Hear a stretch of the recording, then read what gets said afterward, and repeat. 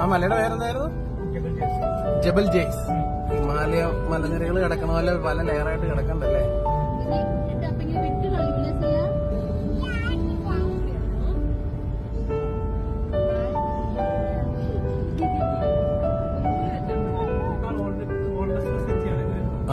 കേട്ടു.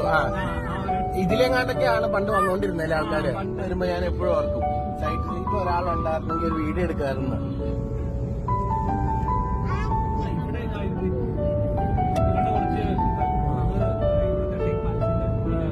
അപ്പൊ അതിന്റെ കരയിൽ ആ ഒരു വീഡിയോ വെച്ചേക്കണതാണ്. മൃഗങ്ങളെയൊക്കെ വളർത്താൻ എല്ലാം എളുപ്പമുണ്ടല്ലോ. ഉണ്ടോ? എല്ലാരും കൂടെ വരണോ? എല്ലാരും കമ്മിങ് ആണോ? നമ്മളങ്ങനെ റാസൽ ഖൈമയിലെ ജബൽ ജെയ്സിന്റെ ടോപ്പിലെത്തി. മുകൾ ഭാഗം